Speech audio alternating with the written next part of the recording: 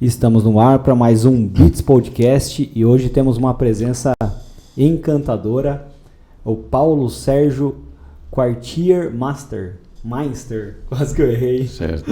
Eu dei uma treinada antes aqui, mas acabei acertando. Obrigado aí pela presença, é um prazer enorme tê-lo aqui.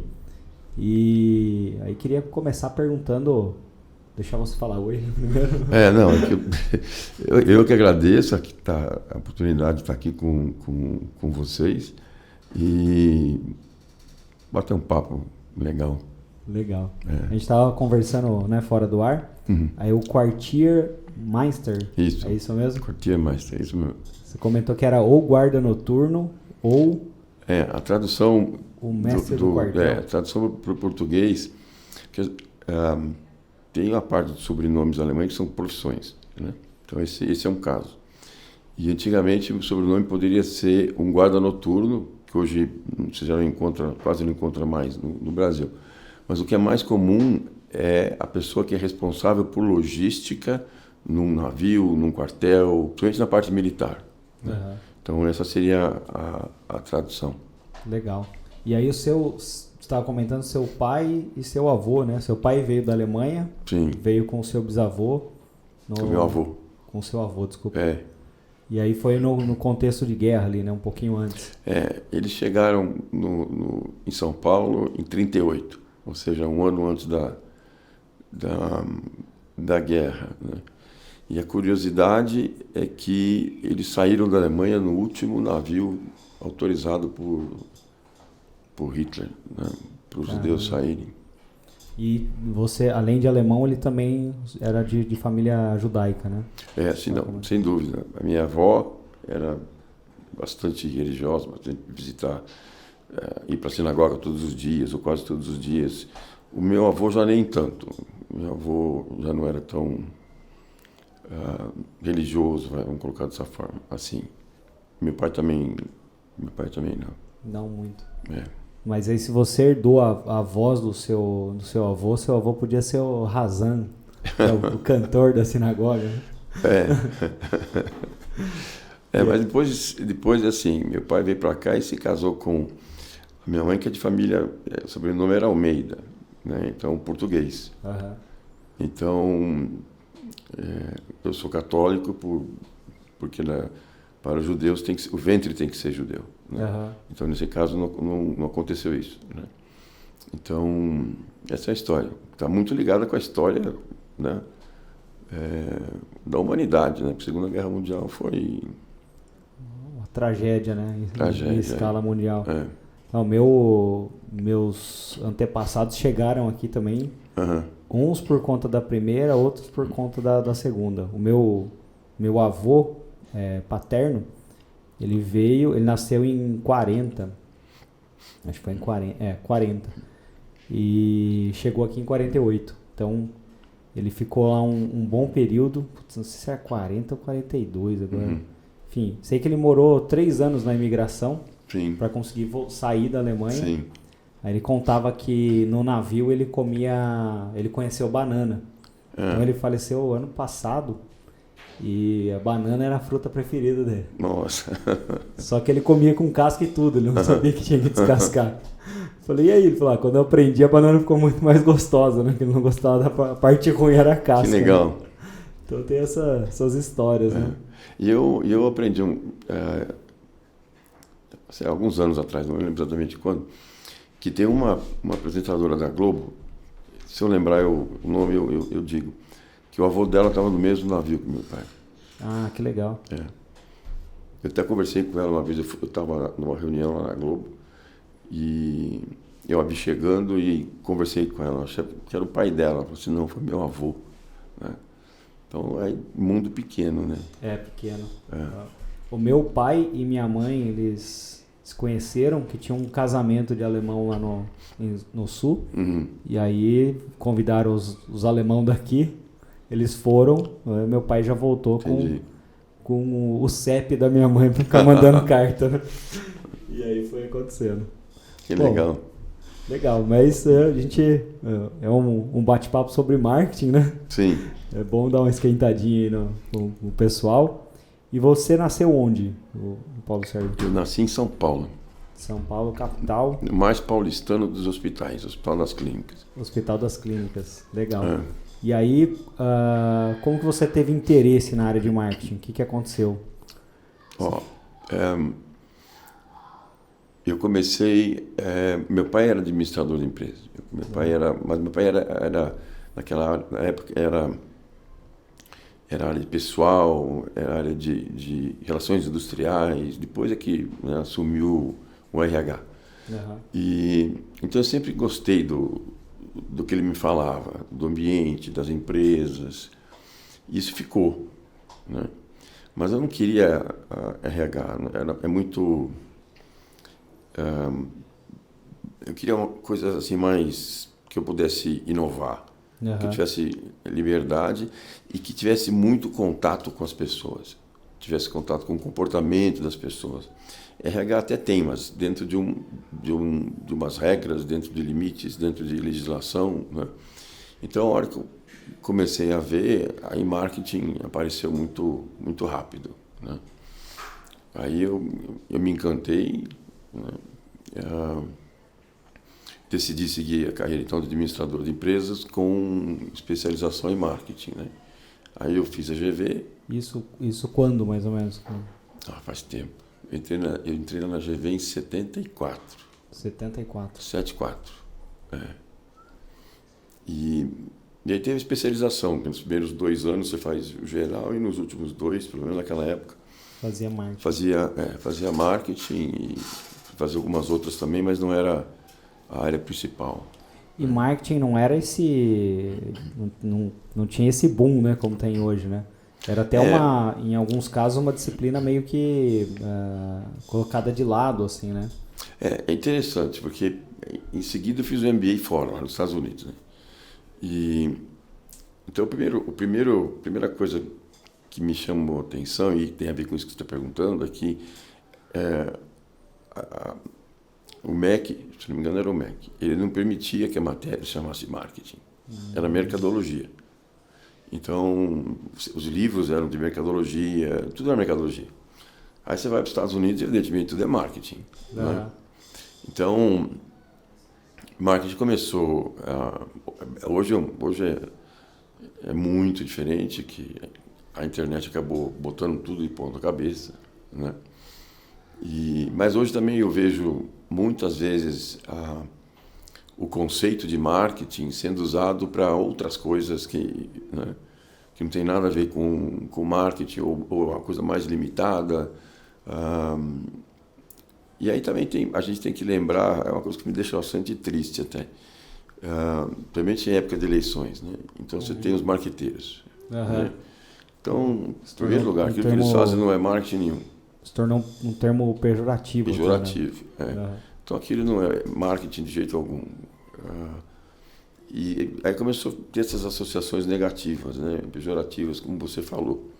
Acho que isso diminuiu um pouco, mas ainda assim você escuta, né? Ele é o marqueteiro do candidato tal. Sim, sim. Lembro a época de ouro lá, que era o Duda Mendonça, né? Que é um dos maiores. Chamar de marqueteiro, com todo respeito. Então, essa é uma característica do marketing hoje, que é bastante usado. E uma coisa até que a gente estava conversando outro dia, que é interessante, porque, assim, do ponto de vista estratégico, né, marketing não mudou absolutamente nada de quando eu estudei e Kotler e tudo mais lá atrás, né? Exceção feita a parte de comunicação digital, que a internet botou tudo de perna para o ar, a parte estratégica ela não mudou. Agora, se você falar para uma pessoa, vamos falar sobre gestão de marcas. Eu dei aula na SPM por muito tempo e uma das matérias que eu dava é gestão de marcas, né? Então, se eu falar gestão de marca para as pessoas hoje, eles falam, o que é isso? Né? Aí você fala, não é branding? Não, branding tudo bem, né? Branding eu sei o que é.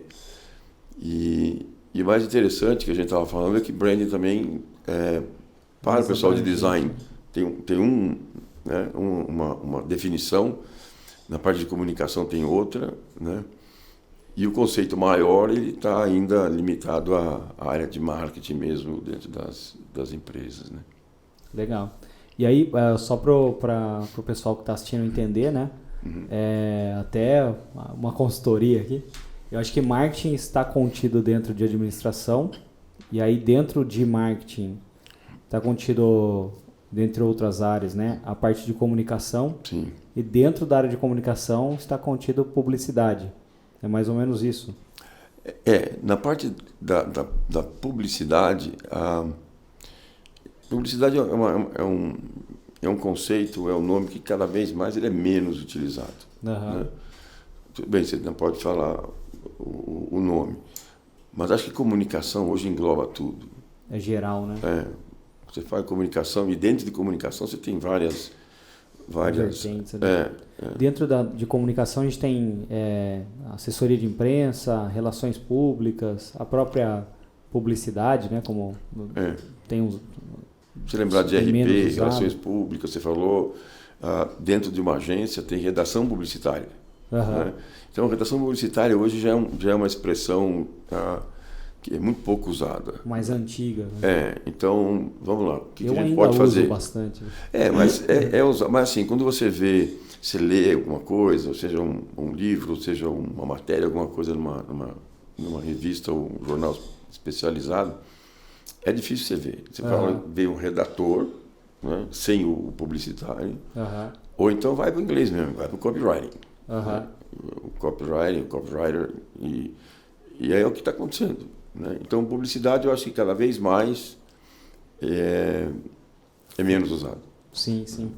Eu até vejo assim, algumas agências das tradicionais que se reinventaram e novas agências com profissionais que eram dessas agências mais tradicionais. Sim. Eles meio que criam como se fosse uma narrativa, e essa narrativa permeia todos os canais. Sim. E aí isso tem RP, tem assessoria de imprensa, tem a publicidade em si, né? Sim. Tem tudo isso dentro de uma narrativa principal ali. E não pode ser diferente, porque a comunicação, o trabalho que as agências fazem é para uma marca. Vamos deixar de lado o governo e empresas sem fins lucrativos, vão pegar o volume maior. Então, o trabalho que elas fazem é para uma empresa e suas marcas. Então, a marca ela tem um posicionamento. Né? Ela tem os benefícios que ela oferece. E aquilo tem que ser utilizado em todos os pontos de contato com esse consumidor ou com esse cliente. E não pode ser diferente. A história que você conta, né? Sim, essa pode ser diferente, inovar, mas o benefício da marca, o que ela oferece, isso não muda. Né? Isso tem que ser respeitado. Perfeito. E aí, qual que é o ponto de partida para um planejamento de marketing? Boa pergunta. Depende do objetivo? Não. É uma pergunta assim, boa, porque você fez uma pergunta que já abrange tudo, que é mais fácil de entender. Pense numa empresa qualquer. Então, vamos nos colocar na posição do CEO, né? Seja uma empresa nacional ou uma empresa aqui que, né, tem sede em um outro país. Todo ano eles têm os objetivos e têm suas metas, que tem que ser alcançados. Né?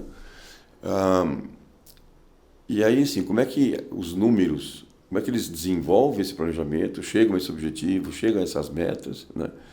E depois como é que isso vai acontecer? Então você vai ter que dividir dentro das áreas da empresa. Então, naquilo que se refere a desenvolvimento de produto, provavelmente você vai estar falando de alguma coisa especificamente desenvolvimento de produto, ou está na área de manufacturing, ou qualquer, né, coisa parecida. Toda a parte de números, né, você tem que ter a bênção de finanças. Né? Então é isso aqui, então o melhor resultado é esse, preço, tudo. Né?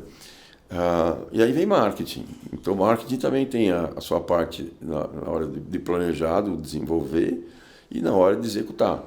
Então, aquilo que é um objetivo, né, corporativo, depois tem a estratégia corporativa, mas é a visão do todo, a visão holística da empresa, depois é dividido em cada uma das áreas. Então aquilo vira, mais especificamente, objetivos de marketing, as estratégias de marketing, plano de ação e tudo mais, né? Então essa é o ponto de partida. Então, objetivo, estratégia e plano de ação. Isso, mas em nível corporativo, ali é que começa. Né? Porque você pegar uma estratégia de marketing, uma estratégia de comunicação, não está solto isso. Isso tem que estar amarrado. Isso só existe para contribuir para que a empresa alcance naquele ano ou naqueles anos as metas que eles definiram no planejamento estratégico corporativo. Né? Legal, perfeito. E aí quando eu estou fazendo essas perguntas para a gente trazer do ponto de vista de marketing algumas palavras que foram associadas a outras coisas. Assim. Eu ouço muito falar sobre posicionamento, assim como branding, né? Ele tem alguns sentidos diferentes. Posicionamento de marca. Como que você define posicionamento? Como que faz posicionamento? Essa é uma outra pergunta importante, porque hoje você tem propósito, você tem missão, tem uma série de componentes, né? E eu pouco ouço falar do posicionamento, né? E ele se mantém inteiro ali, né? Esses elementos todos, o propósito, a missão, visão, valor. Tem uma parte que é mais corporativa, né? Mas a marca tem um posicionamento, né? Então, primeira coisa, quando você pensa no posicionamento da marca, a primeira coisa que você tem que logo de cara perceber, identificar qual o público-alvo dessa marca, né? Porque é ali que começa o trabalho da marca. Né? E aí depois, assim, o que essa marca vai oferecer para esse público, né? Então, pouca gente pensa em termos de benefícios, né? Porque o que uma marca oferece?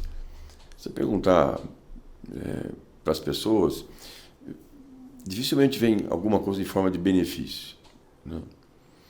Então, um exemplo que eu costumava dar em sala de aula, quando uma pessoa compra um creme dental, né? Será que alguém compra um creme dental por aquilo que está dentro da fórmula? Eu acho que ninguém sabe o que está dentro da fórmula de um creme dental, porque só tem um produto químico ali na lista. Né? Talvez você consiga identificar o flúor. Fora isso, não dá. Então, as pessoas não compram aquilo. A não ser que ele seja químico, né? Raras exceções. Né? Então, assim, não se entra no produto. Né? Qual é o benefício de um creme dental? Bom, as pessoas usam o creme dental, né, para ter um sorriso mais bonito, para ter os dentes mais saudáveis. Né? Esses são benefícios. Essa é a diferença. Então, quando você está falando de posicionamento, isso precisa estar claro. Né? Então, essa marca oferece esses benefícios. Agora, detalhe, não é só benefícios, tem que ser benefícios que são superiores, com vantagens competitivas, né? Superiores aos da concorrência. Porque senão vai ser mais um. Aí depois lá na frente vai ser guerra de preço. Né? Tá. Então, esses benefícios eles têm que ser com uma vantagem competitiva. Então, você vai encontrar superlativos. Né? Então, é o sorriso mais bonito, qualquer superlativo que mostre isso. Tem dentes 10 vezes mais fortes. E tem que comprovar isso também. Né? E, evidentemente, que aquele target, aquele público-alvo, tem que gostar disso. Né? Porque senão você vai lançar um creme dental oferecendo um benefício que não tá, de repente eles não estão nem preocupados com isso. Né? Não chega, né? Então é aquilo que eu chamo de um benefício, uma vantagem competitiva que é sustentável ao longo do tempo, valorizado pelo consumidor e sustentável ao longo do tempo. O que significa isso? É um benefício que vai durar por muitos e muitos e muitos anos. Né? Então, esse, assim, de uma forma mais simples, seria um posicionamento de uma marca. E aí, eu acho que até comentei contigo, né? Vale a pena dizer, eu sou, assim, fã incondicional do livro Estratégia do Oceano Azul. Eu acho que todo profissional de marketing, todo mundo que trabalha com marcas, não importa se dentro de uma empresa, dentro de uma agência ou consultoria, tem que ler o livro Estratégia do Oceano Azul, porque ali fica muito claro o posicionamento, o caminho e tudo mais. Bacana. E teve nos últimos, sei lá, 20 anos talvez, acho que talvez embasado no Kotler 3.0, não tenho muita certeza disso, de marcas que começaram a ter apelos mais espirituais ali, no sentido de não agredir o meio ambiente. É um exemplo que eu sempre dou, né? O 1.0 lá era o funcional, o 2.0 era algum sentimento ali acoplado ao produto. Social, né? E depois esse social. E aí houve uma enxurrada de posicionamentos sociais. E aí, ao meu modo de ver, né, as marcas ficaram muito parecidas. Sim. O que você pensa sobre isso? Eu volto para a cartilha. Né? Então, o posicionamento é a mesma coisa. Então, qual é o benefício que uma marca... Está falando de meio ambiente, né? Então, qual é o benefício que aquela marca oferece? Né? Então, ela tem que estar oferecendo alguma coisa para que o consumidor do outro lado entenda que aquela marca, né, ela está contribuindo, né, com o meio ambiente. Né? Porque se por acaso ela só menciona o meio ambiente, então, assim, provavelmente ela está sendo politicamente correta, né? Mas não que isso seja a essência dela. Da marca, ou seja, os benefícios. Né? Agora, se ela estiver oferecendo para o consumidor alguma coisa que nenhuma outra marca oferece, né? Mas, independente disso, esse é um tema bastante complexo. É complexo, né? Tem aquele caso de uma empresa americana de petróleo que eles tinham vazado petróleo, acho que no Golfo, acho que no Golfo Pérsico, alguma coisa assim. Aí depois de 6 meses eles colocaram uma folhinha no logotipo para dizer que eles eram ecológicos, né? E aí pegou muito mal, eu não lembro o nome da empresa, pegou muito mal, né? Porque a marca hoje não é mais tapume do que acontece da empresa para trás, né? É muito mais vitrine, né? É mais fácil encontrar essa parte de meio ambiente no propósito da empresa, nos valores da marca, desculpa, propósito da marca, nos valores da empresa. A empresa tem várias marcas, né? 20, 30, 40 marcas, mas a empresa tem seus valores. Né? Se ali não tem alguma coisa relacionada ao meio ambiente, para baixo não vai ter. E se por acaso uma determinada marca tem e lá em cima não tem, vai dar o curto-circuito em algum momento. Né? Porque isso começa de cima. Então, aí é mais uma questão de respeito ao meio ambiente, contribuir com o meio ambiente, do que uma ação de marketing. Né? Não que isso não possa existir, mas nesse caso acho uma coisa mais corporativa. Legal. Tem uma outra dúvida também na questão, vamos pegar a Unilever, que tem um portfólio gigantesco, né, de produtos. Para ficar um pouco mais específico, falar de sabão em pó, talvez. Ou amaciante, que eles têm algumas marcas, várias marcas ali. Como que se cria um posicionamento tendo como base ali os princípios corporativos daquela empresa? Como se cria um posicionamento diferente para cada produto? Mas é outra pergunta bacana, legal, né?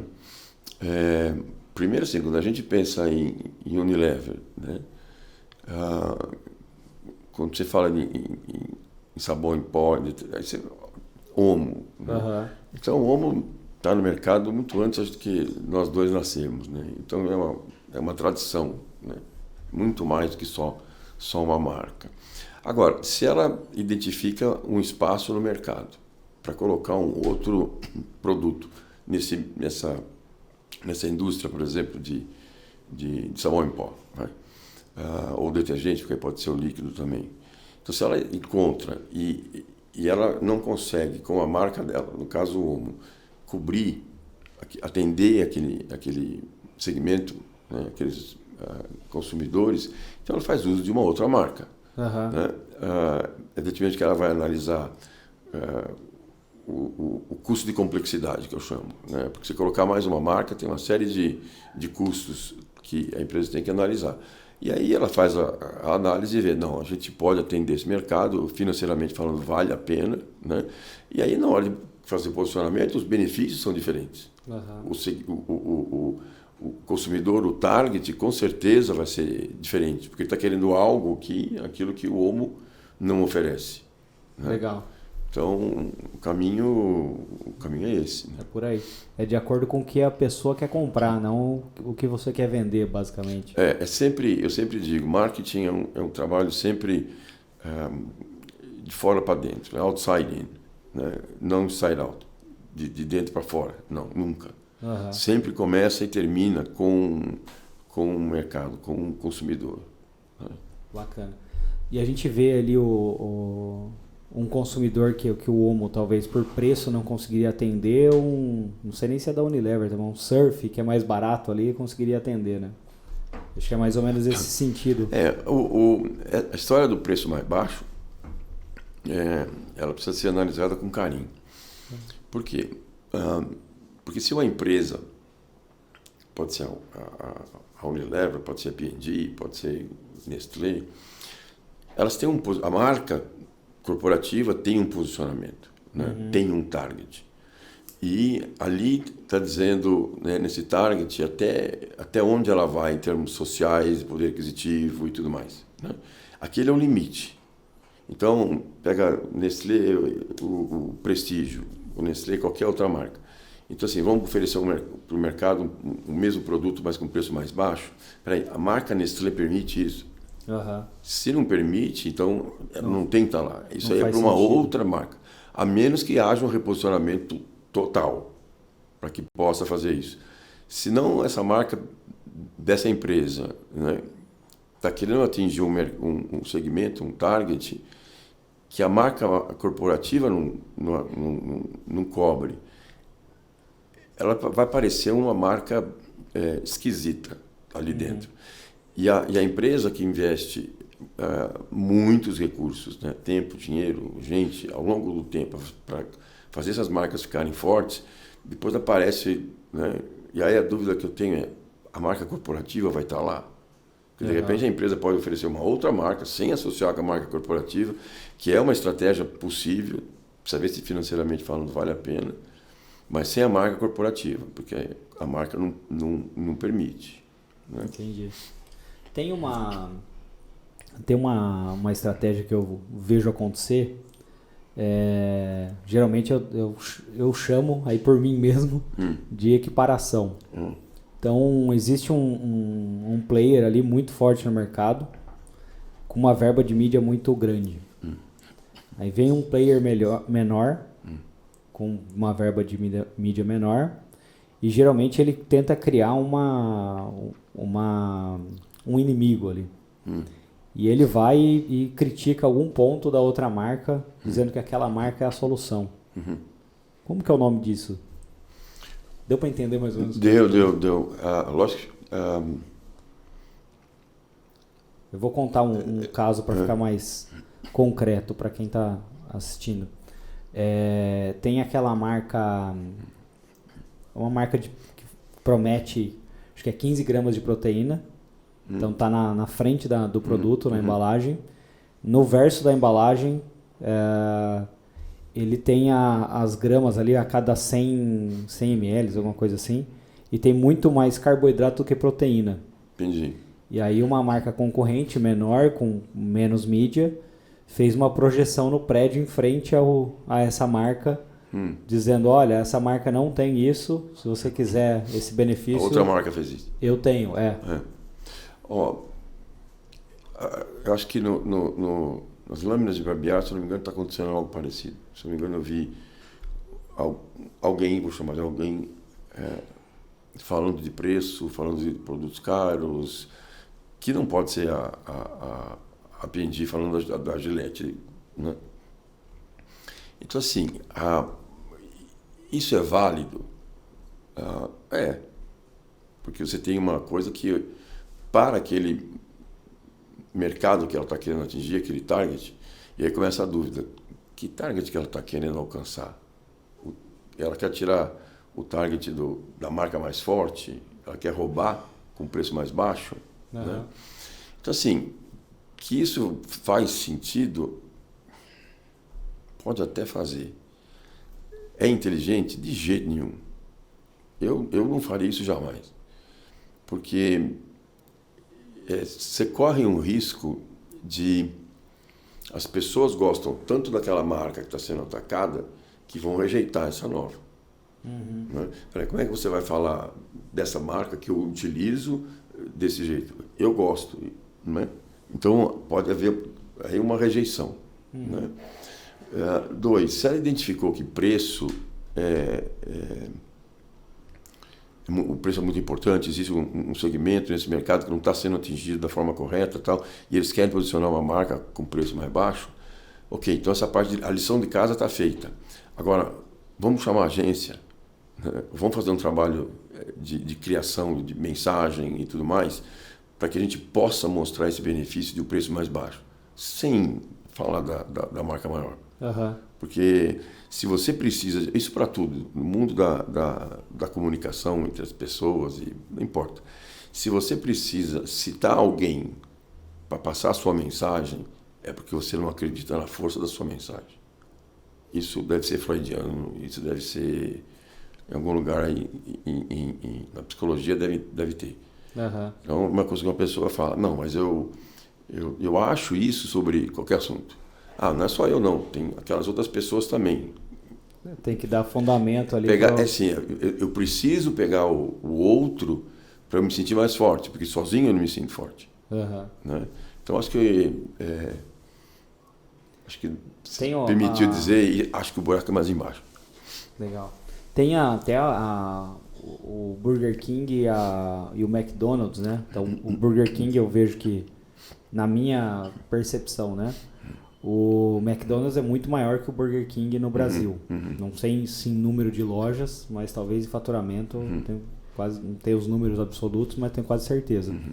E aí o Burger King, quando veio para o Brasil, a estratégia principal deles era satirizar o McDonald's para dizer que tinha um rival ali à altura, né? Sim. Então acho que é mais ou menos nesse sentido. Ele não ignora a existência do maior ali e acaba sendo o segundo colocado. Né? Eu continuo dizendo que faz sentido, faz. E eu escolheria um caminho desse? Não. Eu não acho que seja... eu acho que é pouco inteligente. Né? Há exceções? Qualquer pessoa que for no Google e ver as campanhas da Coca e da Pepsi lá atrás, né? Uma falando da outra, então ali aquilo tomou proporções acho que nunca antes imaginadas, né? E a ponto da Coca-Cola sentir o impacto da Pepsi, entrar com uma nova Coca, New Coke. E aí o Roger Henrico, se não me engano, que era o CEO da Pepsi na época, espero que eu não esteja errado aí, ele fez um livro que é o The Other Guy Blinked, ou seja, o outro piscou. Porque a Coca mudou a fórmula dela por nossa causa. Né? Então, ali, agora, são duas... É muito mais do que marca e produto. Ali é a cultura americana mesmo, né? Na Coca-Cola e tudo mais. Então, tem umas exceções aí que...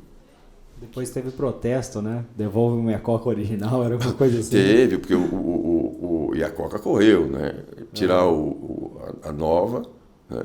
Voltar pro tradicional. Mas aqui, é um dos casos que eu acho mais... Para se aprender estratégia de marca, desenvolvimento de produto, o caso das duas, assim, ensina muita coisa, muita coisa. Tem um filme até, né, que acho que é um documentário, na verdade, que é a Guerra das Colas, né? Sim. Que é interessante de ver. Aí indo um pouco mais para sua carreira, né? E aí você foi lá, estudou marketing e começou trabalhando onde? Bom, eu fiz o meu MBA lá nos Estados Unidos, na Kellogg, e de lá eu fui trabalhar na Nestlé, lá. Então eu fiquei um ano nos Estados Unidos trabalhando lá na Nestlé, depois eu vim trabalhar na Nestlé aqui no Brasil. Né? Isso lá em 79, 80, mais ou menos? Isso foi em 78, 80. 80. Agosto, setembro de 80. Legal. Então, hoje está na moda, né? Bastante brasileiro explorar o mercado lá fora, né? Você só não pode perguntar para mim por que eu voltei. Uhum. Eu tive 2 chances de ficar lá, porque depois eu fui trabalhar eu estava na Whirlpool com a Brastemp e fui trabalhar nos Estados Unidos e voltei. Isso não me pergunto, porque eu vou dizer para você, não tenho resposta. Tá. Não tenho. Mas assim, eu comecei por lá, depois eu trabalhei na Johnson Johnson com Band-Aid. Aí depois eu fui para Elma Chips, que tem a história do Doritos, né, que a gente conversou. Tive uma experiência de lançar um sorvete incrível, estava na Kibon, sorvete Mövenpick. Aí depois eu fiquei na Whirlpool, na Brastemp aqui, acho que foi uns 4 anos aqui, 3, 4 anos. Um total de uns 10 anos aqui nos Estados Unidos. Né? Um pouquinho menos. Então, mais ou menos é esse o só período, que, né? Quando eu estava na Elma Chips, lá com a história do Doritos, aí tinha o João Carlos, que era a pessoa que fazia todo o trabalho do design dos materiais promocionais de ponto de venda dos salgadinhos da Elma Chips. Ele me convidou para dar aula na SPM. Você não quer dar aula na SPM?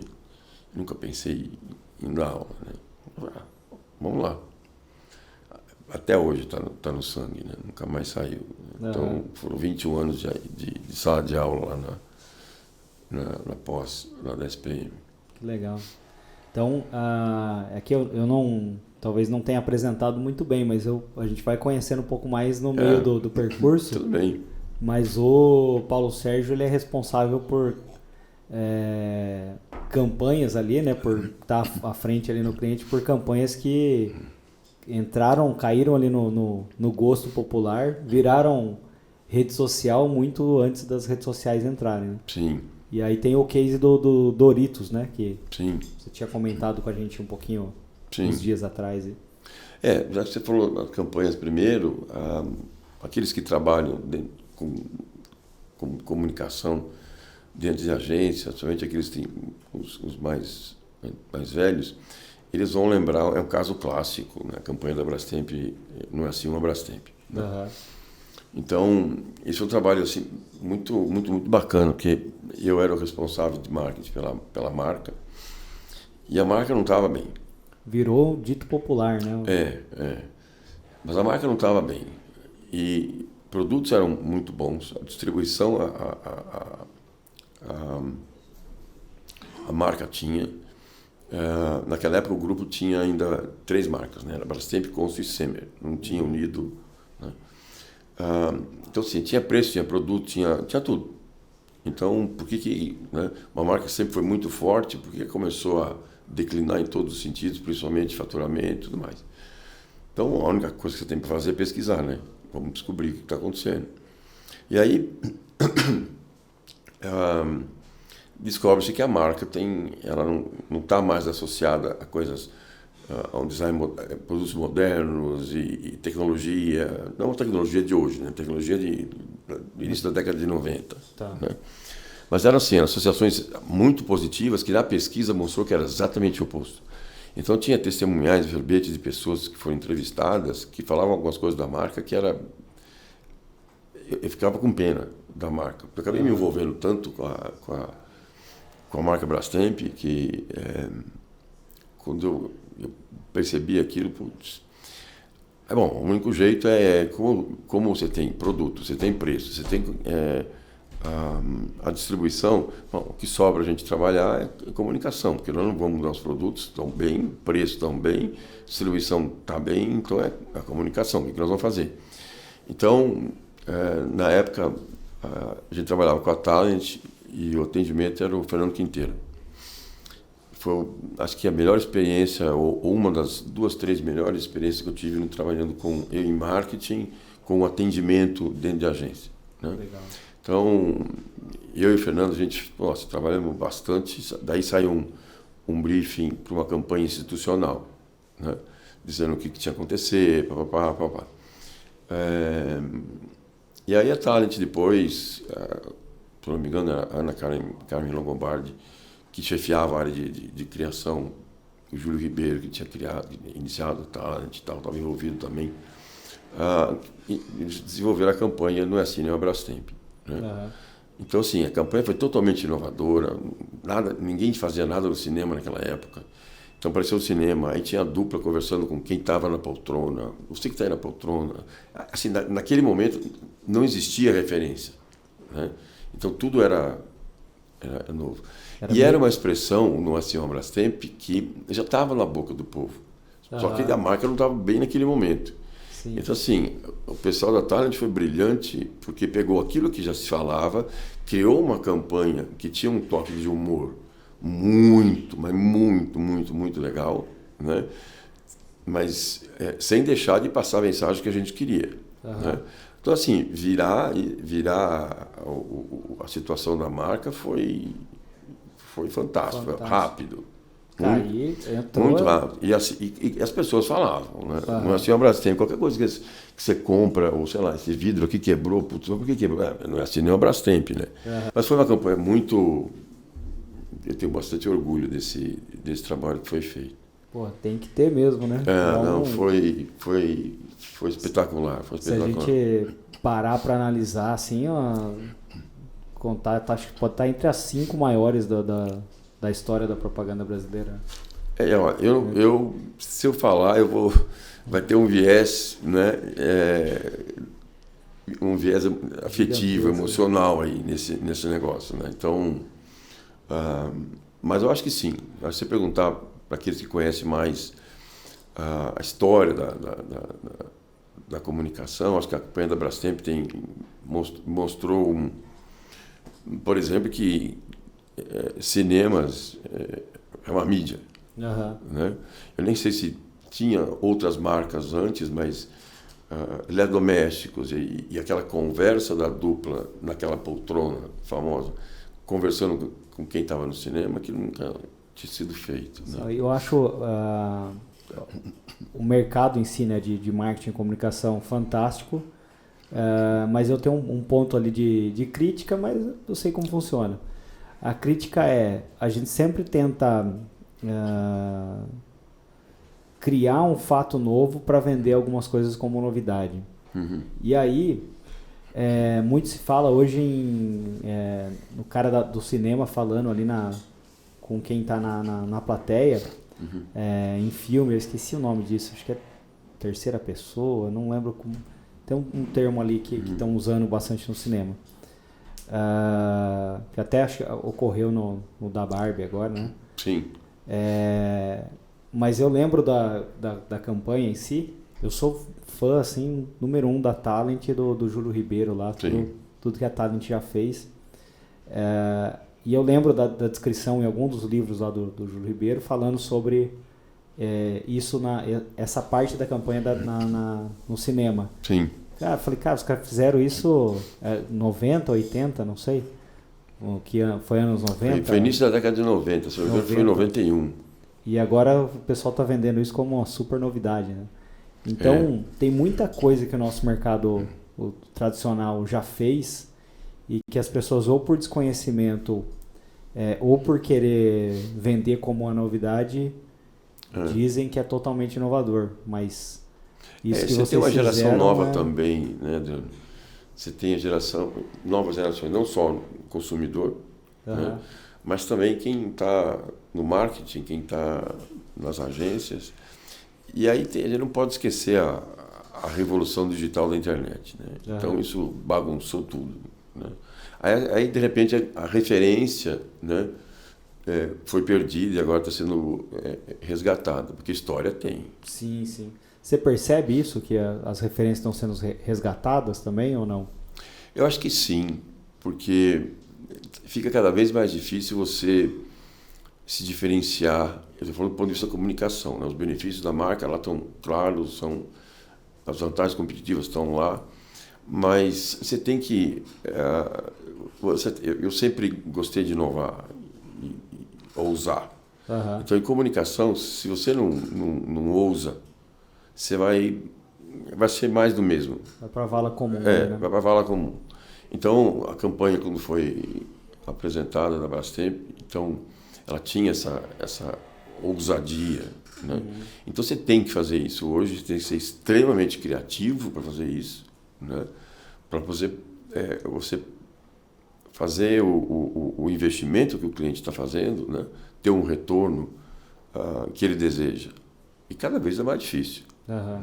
E agora você depende de influencers e uma série de outras variáveis que antigamente não existiam. Tá. Né? Eu tenho até a opinião, acho que até comentei com você, eu advogo ali em nome da tradição, das pessoas conhecerem a nossa propaganda, o nosso marketing tradicional ali, o que já foi feito. Porque, de repente, de repente não, tenho certeza que é uma fonte de inspiração ali. Sim. Sem fim.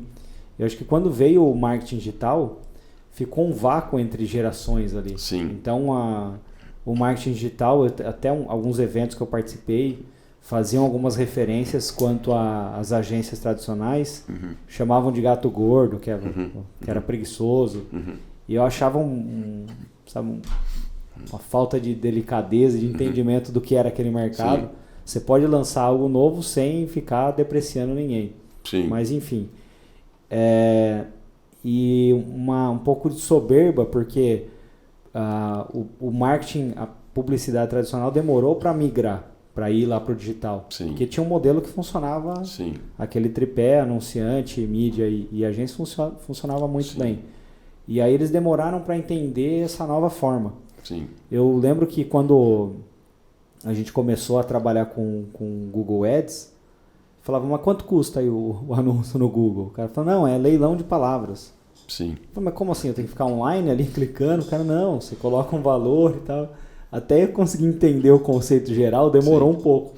Mas a gente entendeu e foi se adaptando e entrou nesse mercado cedo, assim. E por ter pouca gente anunciando, os valores serem baixos, o orgânico na época dava muito resultado, né? Você não precisava anunciar, pagar um anúncio para aparecer. As empresas começaram a ter muitos resultados. E aí isso gerou uma certa soberba ali de quem estava fazendo esse tipo de anúncio. Quando os grandes perceberam que aquilo não tinha mais volta, que era uma onda que precisava ser surfada, na minha opinião, esse mercado virou o que era o mercado tradicional ali no início dos anos 2000. Uma competição gigantesca. E aí todo mundo dominou ali os canais de mídia. Então, as próprias plataformas, né, do Google, do Meta, entre outros, elas são muito intuitivas para que você faça anúncio. Então, você consegue encontrar quem está buscando. Sim. E o diferencial voltou a ser a criatividade. Sim.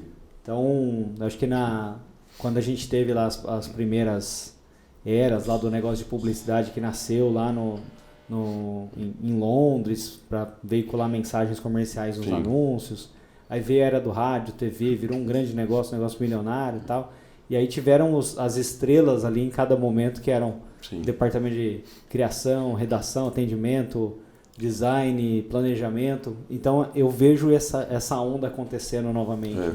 Isso é importante, porque lá na escola, lá na Miami Ed School, né, uma coisa que a gente fala bastante, existe uma certa priorização. Né? Então, eu falei há pouco tempo atrás, a marca tem um posicionamento. Né? Então, estrategicamente falando, ela está lá, se definindo, né, qual é o target e tudo mais. E aí depois ela começa a trabalhar com desenvolvimento de produto, com que preço vai, e vem a comunicação. E aí, assim, hoje, tudo mudou em termos de comunicação. Né? E demorou um tempo para as empresas, né, tudo aquilo que você colocou muito bem, né? Para elas entenderem isso, e não é absolver e absorver. o digital. E hoje não dá para sair. Aí começaram a ver que existem N benefícios, né? Aquilo que eu chamo de fragmentação de mercado. Seria um nível ainda maior da segmentação.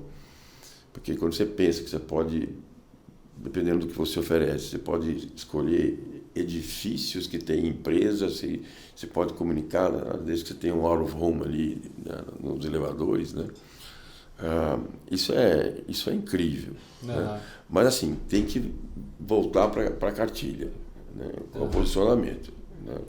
E hoje a criatividade, a gente lá na Miami, a gente trabalha muito isso, que não importa a mídia, né? Tem que ser criativo, né? Na ideia, aquilo que vai ser falado, e depois pensar na mídia. É óbvio que não é esquecer a mídia, né? Porque senão você corre o risco de ficar tão focado naquela mídia e esquecer o cinema ou esquecer outras, né, que ainda são importantes. E se você pensar, eu não sei qual é o número hoje, mas ainda deve ter um grande número de pessoas no Brasil sem acesso à internet. Então, assim, como é que você vai vender margarina para esse povo? Como é que você vai falar de um lançamento de um sabão em pó que a gente estava falando? É TV, né? TV aberta. Então, a TV tem ainda uma série de benefícios e outros, né? Para isso. A gente fala muito, né, de marketing digital, mas a TV aberta, putz, eu não lembro a penetração, mas é em torno de 96%, alguma coisa assim, não era no eu não saberia dizer, mas é alto. Né? E qualquer coisa, basta lembrar, se você tem um número muito grande de pessoas que não têm acesso à internet, e o acesso mesmo, não é ir em algum lugar em 5 minutos, não. Ela não vai ser alcançada por essas marcas que só trabalham no digital. Então elas têm que ser alcançadas de outra forma, que é a forma tradicional. Sim. Até a questão se você fizer com esse objetivo de atingir todo mundo pela internet, o custo fica muito maior do que a mídia tradicional. Sim. Você analisa lá o custo por visualização, né? Sim. E quando você faz o custo por 1000 da TV, sai muito mais barato. Né? Sim.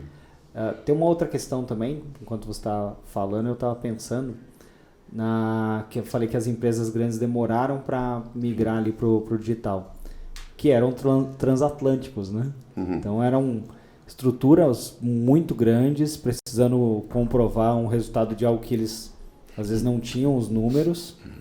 Enquanto isso, nasceu, acho que na minha opinião, um novo mercado de marketing. Porque empresas que eram pequenas, elas anunciavam ali em revista local, jornal local, lista telefônica, foi onde eu comecei. Tinha páginas amarelas ou... Era local. Era chamada Lista Telefônica Fênix, aqui em Indaiatuba. E essas empresas começaram a redescobrir o marketing. Ou descobrir, na verdade. E aí abriu um espaço gigantesco para o mercado de B2B. E o B2B fazia feira, o catálogo, anúncio na revista Ney. Era mais ou menos isso que eles faziam. Então, com o marketing digital, eu acho que aumentaram as possibilidades ali das empresas investirem em marketing de uma forma geral. Isso, eu estava até esperando você tocar nesse assunto, porque esse é um tema que me fascina muito quando a gente pensa em mídia digital. Então, se você pega uma marca de extrato de tomate de um fabricante do interior de São Paulo, ele não teria acesso à comunicação. Nada. Ele teria que recorrer aos cartazes dele, nos supermercados locais e aquela coisa que você conhece bem. Quando, de repente, agora ele é capaz de ter uma comunicação, de ter uma peça, alguma coisa sendo comunicada, seja no YouTube, não importa onde. Então, isso é muito legal, porque eu sempre achei que a concorrência é sempre saudável.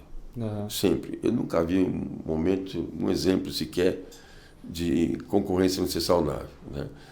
Porque eu sempre fui partidário de que uma empresa, né, e as suas marcas, elas têm que causar obsolescência dos seus produtos antes que a concorrência o faça.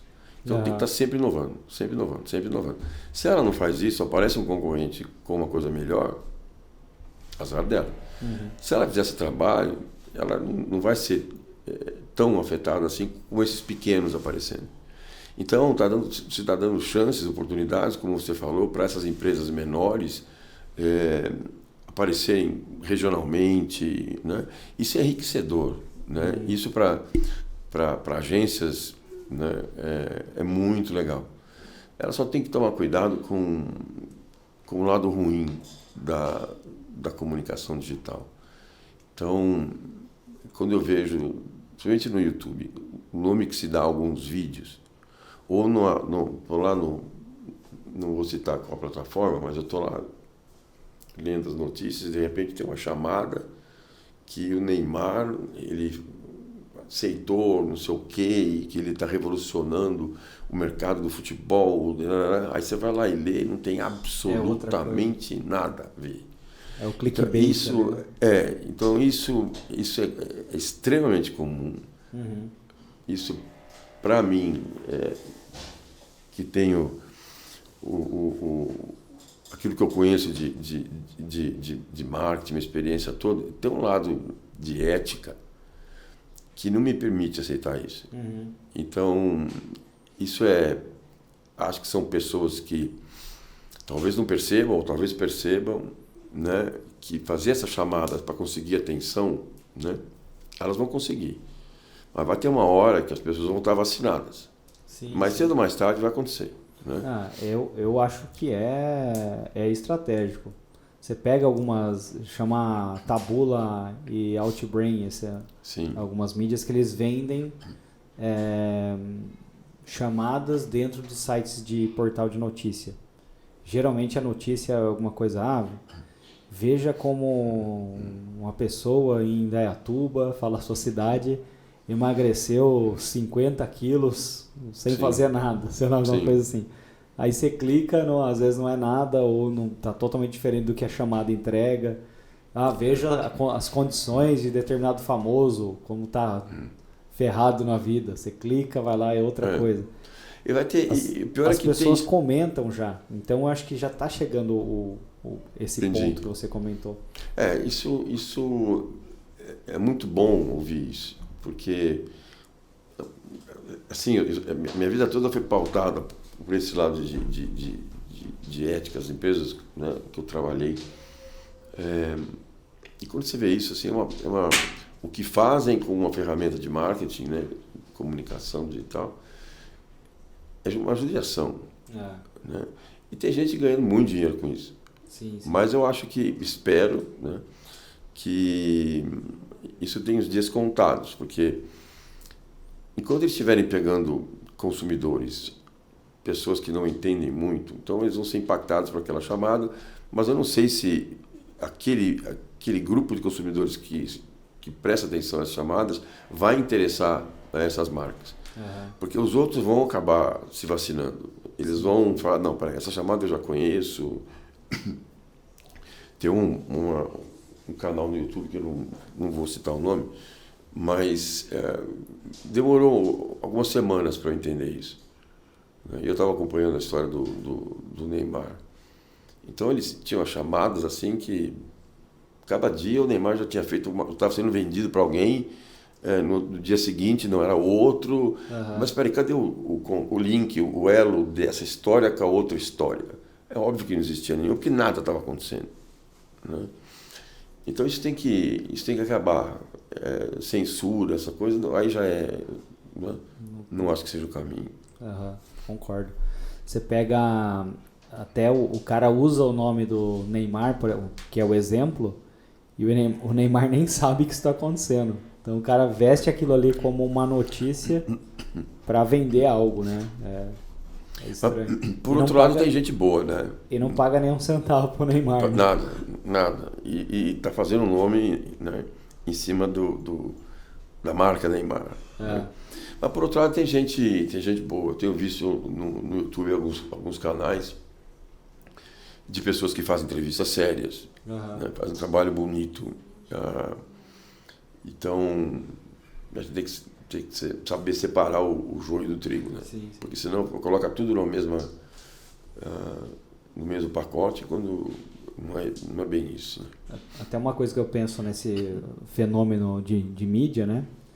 Antes, alguns grupos, algumas mídias tinham ali o controle da informação. Então, gravadora, tinha o controle da música, enfim. E aí, eu nasci em 85, então eu peguei uma época ainda onde a gente comprava o álbum. Então, você comprava ou o disco, ou o CD, ou a fita. E quando você tinha comprado, você ouvia o álbum inteiro. Sim. E aí até esses dias eu tava com a minha noiva no carro voltando de uma viagem. E aí eu coloquei Legião Urbana. E aí comecei a cantar todas as músicas do álbum inteiro. Do álbum inteiro. Como que você conhece todas essas músicas? Ela tem 8 ou 9 anos, um pouco a menos, sim, assim. Aí eu falei, na época que eu era adolescente, a gente comprava o álbum e ouvia inteiro. Então a gente conhecia todas as músicas. E aí eu acho que com essa revolução digital, voltou no mundo de música, por exemplo, os caras voltaram a vender o single. Sim. É uma música só. Sim. E o cara faz um refrão, geralmente ruim, sim, com uma música mal construída, e aquilo pega e vira chiclete. Sim. Então, assim, a gente tem o ponto de vista de que tudo piorou dentro da área de comunicação, dentro da área de cultura de uma forma geral. Sim. Mas eu acho que tem muita gente fazendo coisa boa, mas cada um no seu nicho hoje. Sim. E eu acho que o que você comentou, né? Eu acho que vai de encontro a isso. Então, tem gente que vai ser impactado por coisa ruim, vai clicar e às vezes vai se identificar, talvez, não sei. Mas tem gente que vai procurar por coisas boas. Então, essa democratização da mídia trouxe um lixo que muita gente não conhecia. Você não sabia que tinha tanta gente fazendo música ruim, tanta gente fazendo anúncio ruim. Então, acho que teve esse fenômeno, né? Sim. E você falou uma coisa que me lembrou.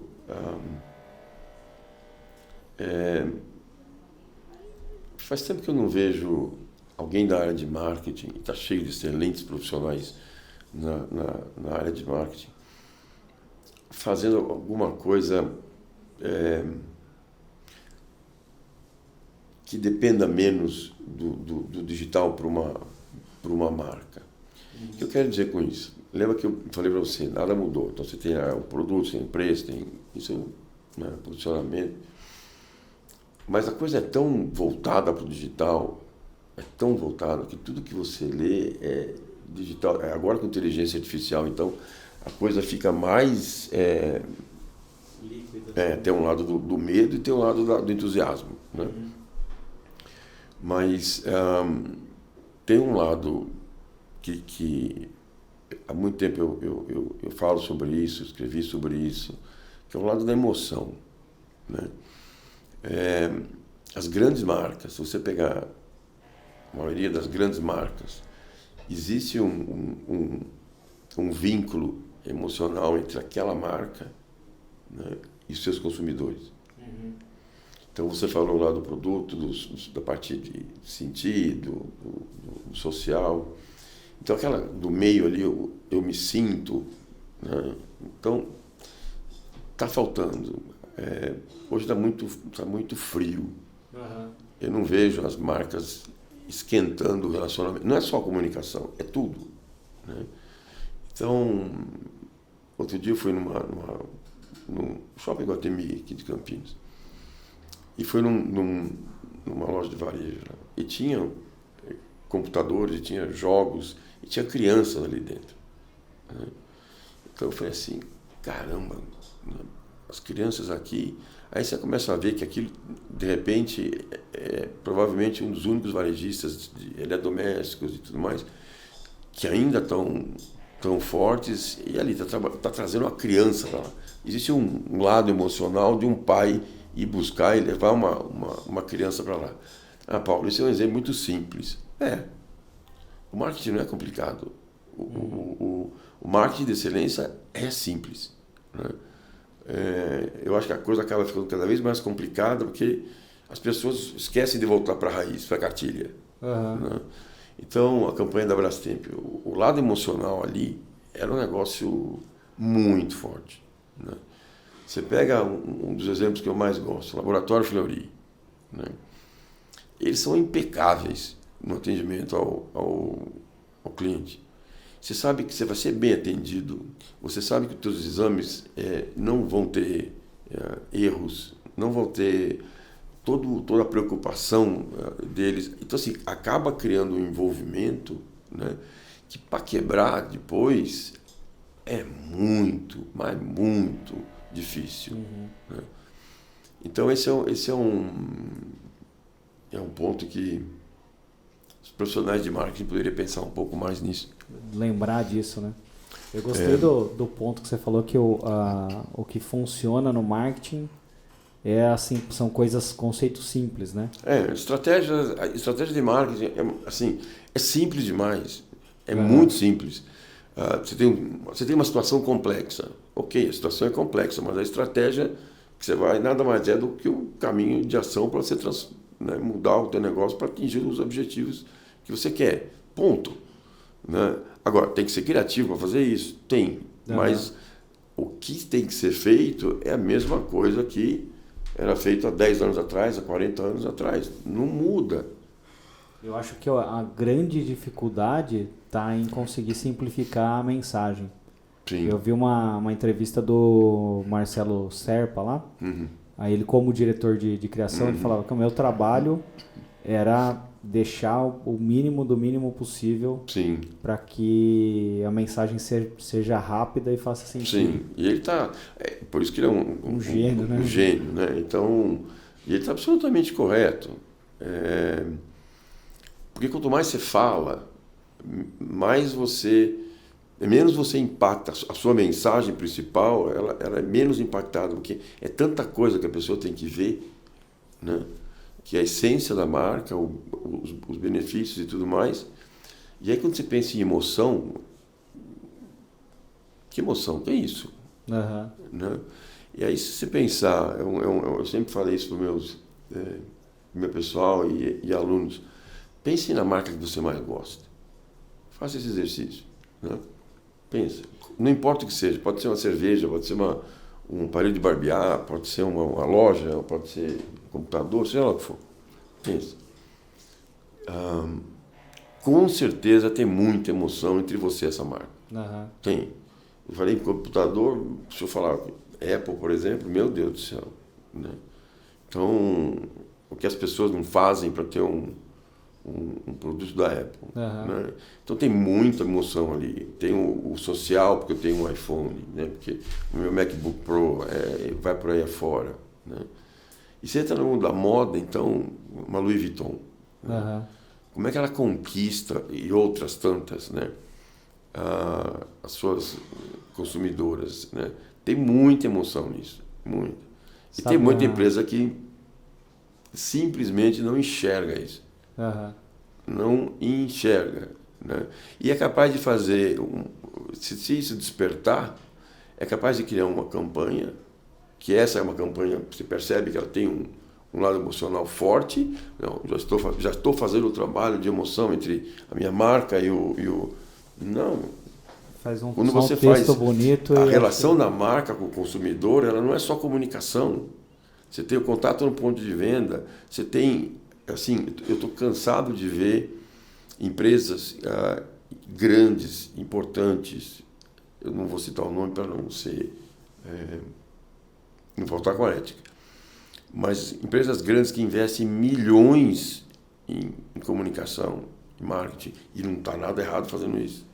Mas aí que você vai ver o atendimento ao cliente, o atendimento ao consumidor, é uma lástima. É uma lástima. E agora que você tem inteligência artificial, então ficou mais frio ainda.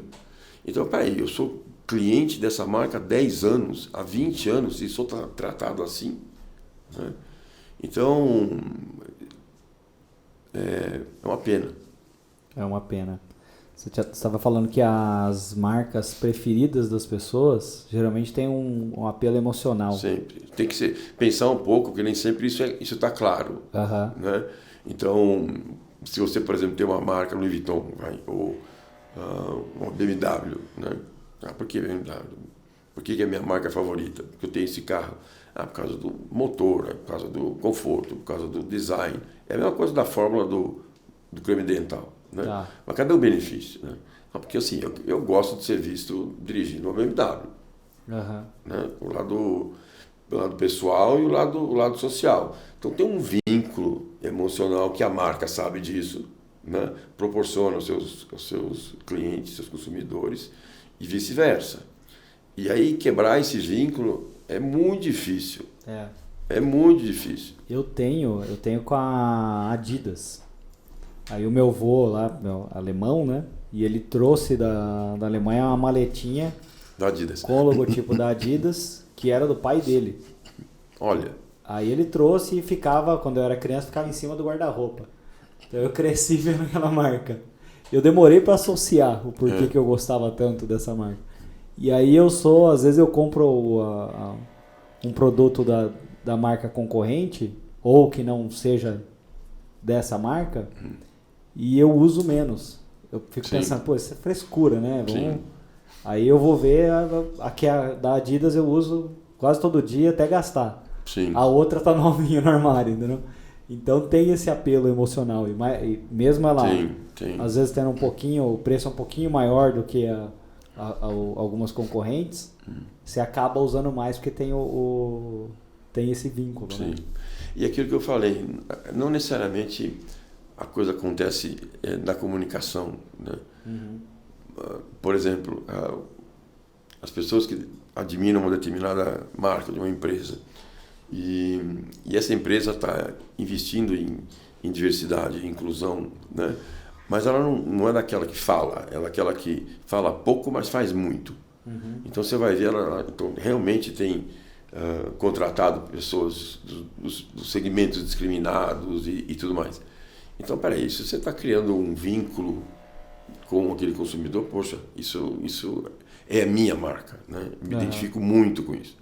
Porque tem as outras que fazem isso, porque senão ficam mal na história, mas você vai ver os exemplos, eles ainda estão começando, né, a fazer esse trabalho. Então, assim, tem N formas de criar e manter esse vínculo. Né? Mas tem que começar dentro da empresa, porque se lá dentro não tem nos seus valores e propósitos, se a palavra emoção ou qualquer sinônimo não aparece ali, não vai acontecer lá na ponta. Não funciona, né? Não. E isso vem de encontro ao case da Doritos?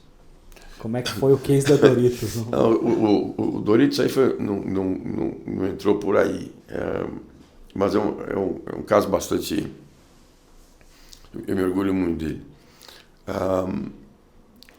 Quando eu comecei a trabalhar com Doritos na Uma Chips,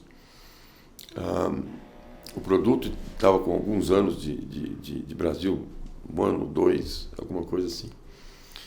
E os resultados não eram bons. E naquela época, era muito comum as empresas pegarem produtos do seu país de origem, tipo Estados Unidos, tipo um país de grande economia forte da Europa, né? E mandar para o exterior. E o Doritos foi um desses exemplos, né? Então, ele veio para o Brasil, então ele era um triângulo, o formato dele é tradicional, né? Ele era um triângulo maior, mais espesso. E o sabor de queijo, o cheiro era muito forte, mas muito forte. Então, assim, tinha que fazer uma pesquisa, né, para se descobrir o que está acontecendo, porque eu sempre viajei muito, já conheci, então para mim ele está ótimo, né? Mas vai fazer pesquisa, então isso saiu muito claro na pesquisa, né? Então teve que se refazer todo o trabalho, a comunicação inclusive foi criticada, porque trouxeram um filme dos Estados Unidos, que tinha um mexicano no filme. Só que hoje, se trouxesse aquele filme com o mexicano, seria normal, porque está cheio de restaurante mexicano no Brasil. Naquela época não tinha nenhum, né? Então o brasileiro estranhou, né, o mexicano lá. Então, para resumir, o produto foi... A única coisa que ficou igual foi o triângulo, que ele ficou menor, ficou mais fino, né? O aroma, a IFF fez um trabalho, que era a empresa que fornecia os aromas e tal, fez um trabalho maravilhoso, criou um aroma de queijo muito bom, que o brasileiro gostava, sem ficar muito forte no ambiente e tudo mais. O layout da embalagem continuou o mesmo, não tinha nenhum problema, mas se eu não me engano foi o primeiro salgadinho com embalagem de alumínio que veio, né? E aí então o de queijo foi todinho reformulado, o outro que era o natural, que hoje é o DIPA, né? E qual que era o problema que eles alegavam do tamanho e da espessura? Ficar mastigando. Demorava para... Da pesquisa saiu bastante claro isso. Era uma massa muito grande que ficava, né, mais ou menos como uma batata frita. Só que a batata frita é uma coisa que você já conhece há muito tempo, né? E eu não tinha nenhum problema. Mas era grande e ficava mastigando aquilo por um bom tempo, né? Então o consumidor rejeitou aquilo, além do cheiro que era muito forte. Apesar do sabor gostoso, que o sabor, se não me engano, ele não foi criticado, apenas o cheiro que ficava no ambiente. Né? Então ele foi modificado, menor, mais fino, um sabor de queijo, eu nem lembro se manteve o mesmo ou não, mas aquele negócio de ficar um cheiro muito forte de queijo desapareceu, é como você tem hoje. E o outro, que era o natural, chamava natural, que acho que é o DIPA hoje, né? Também o tamanho foi adaptado e tal, e usar com patê e tudo mais. O resto todo mundo conhece, né? O produto está aí, bem sucedido. Naquela época ele era, um dos motivos que ele veio para o Brasil, ele era o segundo produto mais importante da Frito-Lay nos Estados Unidos. Frito-Lay era Pepsi, né? PepsiCo. E só perdia para o outro que era o Fritos. Então ele veio para cá e esse é o produto, essa é a campanha. O outro era Fritos, é isso? No Brasil essa marca nunca veio para cá. Nos Estados Unidos tem. Então naquela época o Fritos vendia o dobro do Doritos e ambos vendiam muito nos Estados Unidos. E o Fritos é o quê? É batata frita? Não, é também um salgadinho de milho. Semelhante. Mas é um outro formato, é um outro sabor, é uma outra história. Né? Legal. E aí essa reestruturação foi mais em produto. Aí a coisa todinha estava em cima do produto e da comunicação. Né? A comunicação foi abolida, o produto inteiro foi alterado, a embalagem foi alterada, e aí depois ele foi aceito definitivamente, né? Porque a empresa tinha feito investimentos em máquinas e fazer investimento em máquinas. Naquela época, o mercado de salgadinhos é muito menor do que de hoje. Né? Então você faz investimento na sua fábrica e você não consegue escoar aquele produto. Né? É engraçado que as pessoas hoje, olhando de fora, né? O cara acha que o investimento o investimento na máquina para fazer o Doritos não tenha sido uma dor, né? Do cara que investiu. Não teria sido um problema, porque quem vê hoje o Doritos ali com o sucesso que tem, sim, não imagina que isso foi um produto que quase que micou, né? Mas aquilo que eu te falei, naquela época era muito comum as empresas pegarem produtos bem-sucedidos do seu mercado e levar para outros, né? Do jeitinho que ele era, com poucas modificações. Né? Então esse foi um desses exemplos, mas logo em seguida foi corrigido e o produto está aí. Bacana. E aí tem o case do sorvete também, você ia comentar? Já vi da minha vida inteira. Eu estava trabalhando no Aquibom E que bom, ela era líder, era tudo de melhor que você pode ter em termos de imagem de marca. Associada a sorvete, a Que Bom tinha, né? Mas a Que Bom queria mais, ela queria ter o melhor sorvete do Brasil. E o sorvete, ela não competia nesses sorvetes premium, né? Então tinha naquela época duas marcas, uma ela existe até hoje, que eram as marcas premium, né? Que tinham muita qualidade, e os produtos da Que Bom tinham qualidade, mas não eram tão sofisticados quanto esses outros. Aí foi feita uma parceria com um sorvete suíço chamado Mövenpick, e a Que Bom trouxe para cá essa marca, né? E foi dentro da Que Bom, foi eu não diria uma revolução, mas mexeu com muita coisa, porque os suíços, assim, eles eram obcecados com qualidade. Então, assim, me lembro que as nozes tinham que vir da China, serem enviadas para a Alemanha para ser caramelizada, para depois entrar no sorvete, porque assim ela não ficaria murcha, né? Mas tem que ser da China, você mandar na Alemanha. Baunilha tinha que vir da ilha, não sei aonde, no Oceano Índico. Então era um rigor com qualidade, era um negócio assim absurdo. Mas eu vou te falar uma coisa, eita, sorvetinho bom, nossa senhora. Tinha que ser, né? Nossa senhora. E todas as pesquisas que a gente fez derrotavam os sorvetes premium da época mais fácil. Fácil. Mas aí depois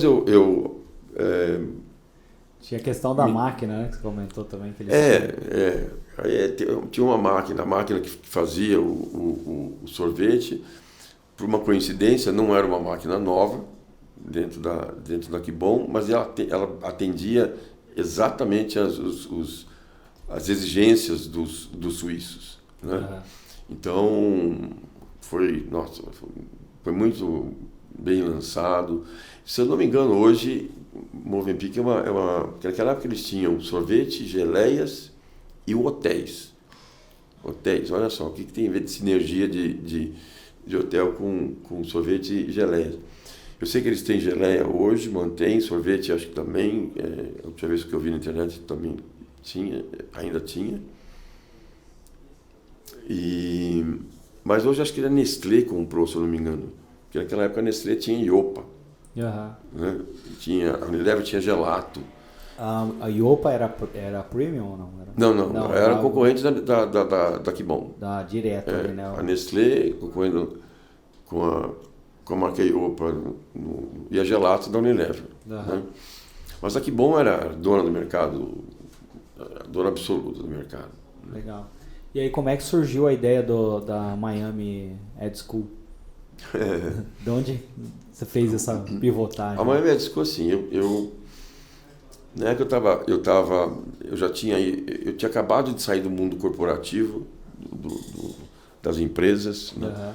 Eu já estava dando aula há um bom tempo lá na pós-graduação da SPM, e aí eu comecei a analisar, eu só não fui embora para outro mundo que Deus não quis. O que eu quero dizer com isso? Eu morava em Alphaville. Então eu estava indo para trabalhar cedo na Castelo, e a Castelo não tinha todas as marginais, aquela coisa que tem. E eu estava sonolento. Eu enfiei meu carro embaixo da carreta, de uma caçamba de um caminhão. Caramba. A caçamba, a quina da caçamba veio parar aqui, ó, na cabeça do passageiro, não tinha ninguém. Nossa. Mas aqui, por pouco não me pega, né? Aquilo mexeu muito comigo. Muito. Então, assim, o mundo corporativo, hoje eu não posso falar porque eu não estou lá dentro, então o que eu vou falar é lá de trás. Se você tivesse sorte, você trabalharia numa empresa bacana para você trabalhar, né? Se você não tivesse, ou não escolheu direito, eu falei, não, vou desistir. E aí eu já tinha sido picado pelo bichinho do acadêmico, da aula, né? Eu já dava aula há algum tempo lá. Então eu saí e eu fiquei na SPM como diretor de marketing e relações internacionais da SPM. E em 99, se eu não me engano, o professor Francisco Gracioso, que era o presidente da SPM na época, me chamou, e ele era um publicitário como profissional, a história toda dele. E a SPM naquela época, hoje ainda tem, mas naquela época a comunicação ainda era mais importante do que hoje. Aí ele falou, olha, nossa área de criação não mais atende o que a marca SPM exige. Né? Então, nós não conseguimos melhorar o ensino de criação publicitária.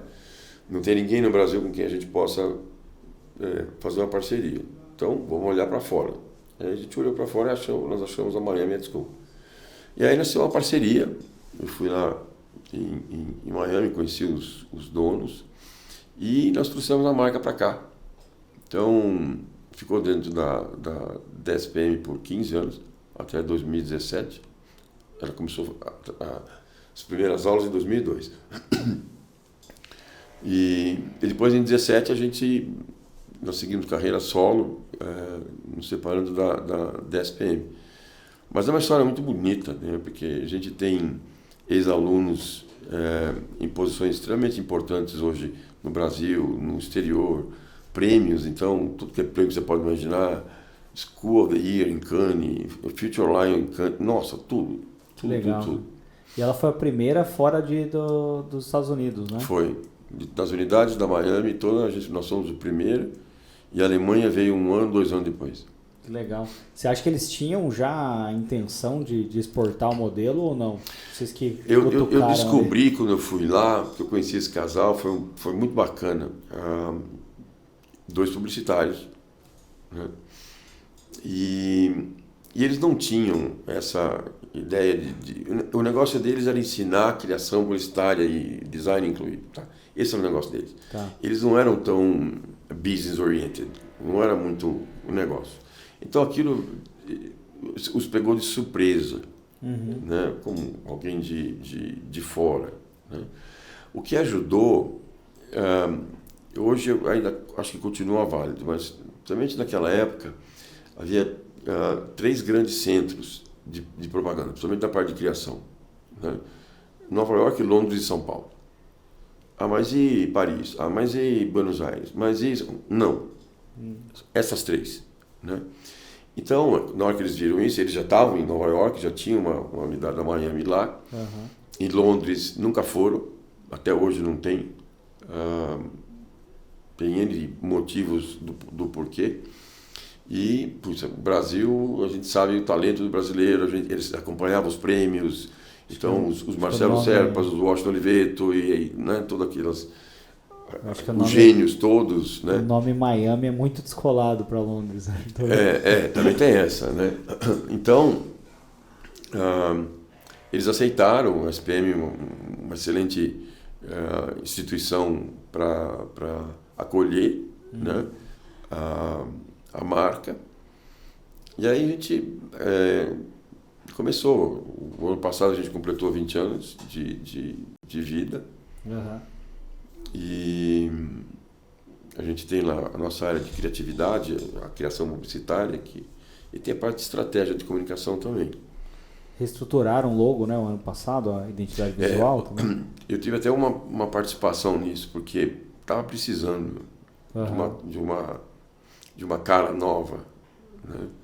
E aí eles deram para um instituto de design, acho que Collins, se não me engano, nos Estados Unidos, que fez um trabalho maravilhoso. Né?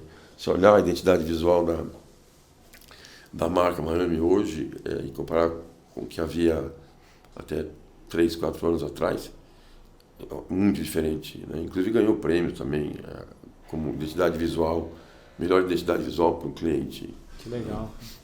E o que você gostou mais de fazer na carreira? A parte de marketing ou da aula? Ou administrar um negócio? Eu sabia também que você ia trazer uma pergunta difícil dessa. Mas assim, eu sou muito voltado para o lado gente, lado pessoa. Né? Por isso que eu falo de emoção e tudo mais. Não existe nenhum sentimento melhor do que você estar educando uma pessoa. Né? E depois ela sai da sua escola ou da sua aula num outro nível. Então, quando eu dava aula na SPM, eu começava aí, os alunos não sabiam nada do tema que eu estava ensinando, óbvio, né? E aí depois, na hora que eles saíam, e eu percebia a diferença através de trabalhos, apresentações e tal, aquela sensação, cara, não existe outra. Não existe outra. Aí quando você tem uma escola que faz isso, não é só uma aula, né? Que as pessoas confiam a vida deles, o tempo, o investimento financeiro e tal, e tem muita esperança, porque eles vêm com esperança, né? De uma carreira, de ser alguém, de ser o Marcelo Serpa, de ser, né, outros profissionais maravilhosos que a gente tem. Então, assim, a responsabilidade é muito grande. Aí, na hora que eles saem, então, na hora que um Diego Machado faz uma campanha do Dove, que mudou tudo que se fazia naquela época, e outros exemplos, até campanha para a ONU, né? Não tem nada. É muito foda, né? Não tem. Essa da Ogilvy, né? Que, na época, né, que fez... sempre foi da Ogilvy, talvez. Desde que o Ogilvy atendia direto ali. Sim. Eu vi um case lá, eles falam que a Dove tinha inovado muito pouco em quase 100 anos, era alguma coisa assim.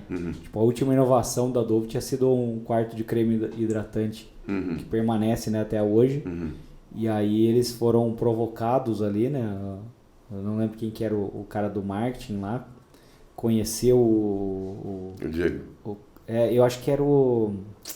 Putz, esqueci o nome do cara que tava tocando a direção de criação da Ogilvy. Tá. Ele tinha trabalhado fora também, foi pra Ogilvy e ele foi convidado a fazer uma palestra pro pessoal de comunicação e marketing Ogilvy Global. Sim.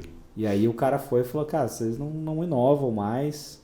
E a última inovação foi um quarto de creme hidratante. Aí eles ganharam a missão de fazer algo que fosse impactante e tudo mais. Fizeram essa campanha. E parece que eles lançaram primeiro na internet, no YouTube, era alguma coisa assim. Não tenho muita certeza. Eu não lembro, mas isso foi... A gente começou em 2002, isso deve ter sido assim, meados de 2005, sei lá. 2006. Eu acho que é por aí. E aí ele disse que ficava olhando pro YouTube, eles ficavam lá com o time olhando pro YouTube, é o cara de marketing falando. Sim. E ele falou, cara, zero, tá? Não apareceu nada. Ninguém viu, será? O que tá acontecendo, né? Tinha aparecido em algumas entrevistas também nos Estados Unidos, alguma coisa assim. E ele falou, cara, ninguém viu, tá estranho, nunca aconteceu isso comigo, né? Aquela frustração. Sim. Ali. E aí ele disse que o pessoal do YouTube, do Google lá, ligou na empresa e falou, cara, vocês quebraram o YouTube, né? Então foi um estouro, assim, eles tiveram carta branca para espalhar a campanha para o mundo inteiro, então foi um sucesso tremendo. Deve ser um orgulho gigantesco. Né? Então, quando você vê isso, até nesse caso o meu sócio era mais próximo do Diego, porque ele é criativo, ele trabalhava junto com os alunos. Mas eu acompanhava, principalmente no começo da escola. Então, quando você pensa nisso, né, e hoje onde ele está, e que sei lá, quase 20 anos atrás era um jovem cheio de esperança, cheio de ideia, cheio de vontade, cheio de garra, né? Isso é lindo. Eu dou exemplo também do Ricardo Wolff, que ele tem a cidadania alemã, tem um alemão fluente e tal.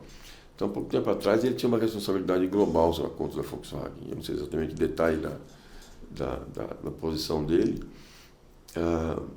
Mas, assim, exemplos como esse a gente tem tanto na parte de criatividade, quanto na parte de estratégia também. Né? Tem gente ocupando posições importantes. Então, assim, não tem preço. O que não diziam, tem nada igual. O que dizem ainda, né, aqui na área de comunicação no interior, era que se você quer trabalhar numa agência grande em São Paulo, você tem que passar pela Miami. Né? É verdade. A gente tinha... Porque assim, tem um pouco a ver com a minha história também, que no começo eu falei. Eu tive a felicidade de estudar em excelentes escolas, aqui e lá fora. Então... Excelência acadêmica era, para mim, um negócio não dá para fazer alguma coisa em educação, eu não conseguiria, se não houver a excelência acadêmica. Né? Então, eu aprendi o que os fundadores da Miami, o casal lá nos Estados Unidos, o que eles queriam, o que eles pensavam, e vim para cá e, assim, excelência acadêmica. Então, e aí que a gente começa a ter, isso daí que você falou é mais um exemplo, né? E uma outra coisa também bacana da Miami que eu trouxe do casal é assim, o Ron, que era o dono da escola, do casal, ele simplesmente, quando eu vi a primeira vez que eu entrei na sala dele, ele tinha 4 TVs ligadas, uma em cada campeonato de futebol da Europa. O inglês, o espanhol, o alemão e, sei lá, o italiano. Eu falei, caramba, né? E aí chegou uma hora que eu estava conversando e tal, e ele chegou para mim e falou assim, Paulo, de onde é que veio o Romário? Eu falei, do Rio. Não. Onde é que ele nasceu no Rio? Eu falei, de família simples, família pobre, acho que de uma favela, não sei. Ele falou, então tem talento nessas favelas, nesses lugares? Eu falei, lógico. Aí ele falou assim, nunca se esqueça de que uma das coisas que nós temos que fazer é ter esses talentos fazendo amanhã. Então, isso eu nunca esqueci, nunca. Então, me arrepio. Desde 2007, há 15 anos, nós temos um programa chamado Miami Social School. Então, enquanto mais recentemente se fala de negros e todos os grupos discriminados, a escola sempre foi aberta a tudo isso, oficialmente desde 2007, com bolsas, muitas vezes bolsas de 100%. E tem casos lindos, eu me lembro do Spartacus no Rio de Janeiro, negro, mas assim, sabia o que queria, inteligente pra caramba, uma garra de economizar o que podia economizar para aprender outra língua e tudo mais. Ele fez a escola, só que ele terminou o curso nosso na unidade de Nova York. Né? Então, é um exemplo que ainda é mais rewarding. O sentimento que a gente sente ainda é mais forte do que um aluno se formar e ser um grande nome, né? Porque esse veio do nada, né? Do nada. Só que ele não tinha oportunidade de cursar uma escola. Então a gente deu essa oportunidade, a gente continua dando essa oportunidade e outra vez aquele ponto a pergunta que você fez, de longe é melhor. O que de melhor aconteceu comigo na minha carreira, sem dúvida, foram os meus anos como professor e diretor da Miami. Que legal. Porra. Dá até uma admiração a mais aí de conhecer a história. Legal, obrigado. Eu percebo, quando eu fui fazer faculdade, eu fui fazer arquitetura. E aí uma das coisas que meu pai me falava, também minha família não veio de família rica. Aí meu pai falava assim, cara, não vai atrás desse negócio de estudar publicidade, que isso aí é coisa pra rico. E aí, cara, tentei fazer outra coisa, só que em 2009 fui pra Alemanha, tentei jogar futebol, não tinha tanto talento assim, e voltei. E eu peguei alguns clientes assim esporádicos, era diagramação numa revista, alguma coisa assim, que era para pagar a faculdade de arquitetura. Sim. Que aí sim eu poderia talvez ter uma chance. Só que eu gostei tanto de ter aquilo, sabe, ter o controle de conseguir conduzir aqueles trabalhos e tudo mais. Falei, cara, não vou para arquitetura, né? Então eu acho que essa questão da publicidade ser para pessoas que nasceram ricas, enfim, é algo que eu também acho que eu advogo ali do cara que é mais simples e é talentoso, também conseguir chegar lá. A gente tem aqui na região, tem boas faculdades, mas geralmente dá prioridade para quem vem da CEUNSP, que é o cara que trabalha para pagar a faculdade para ter algum lugar ao sol. Né? No mundo da propaganda, existem algumas exceções, né? Então a USP é uma delas. Então a Escola de Comunicação lá da USP, porque quando você chega e fala de propaganda, principalmente foco em criação, né? Em criatividade e estratégia, você não tem escolas públicas, né? Oferecendo isso. Quando você tem uma graduação, aí você tem 4 anos para fazer, você vai estudar mais do que... Então, esse curso nosso que a gente tem de formação, né, de 2 anos, que agora é 1 ano e meio, muitas vezes ele não exige graduação. Né? Mas muito poucos alunos que a gente teve, muito poucos não tinham graduação. Ou porque eles já tinham feito, porque o pai exigiu, ou porque eles quiseram, ou porque a gente falava para eles, se você fazendo a graduação, você vai ter uma cabeça, você vai ter um conteúdo maior, você vai conhecer mais coisas, né? E depois você faz. Mas é uma verdade, o bom ensino de criação publicitária no Brasil, ele é caro. Custa caro, né? Ele é caro. Aí queria, para finalizar, vou te liberar. Tem 2 perguntas. Para muitas empresas que elas confundem ali o profissional de marketing com alguém que é designer ou com alguém que, enfim, vai escrever conteúdo, ou o cara confunde com uma agência interna. Qual que é o recado que você teria para dar para esse cara, diretor ou CEO que coordena essas empresas? Acho que a primeira pergunta, depois eu faço a próxima.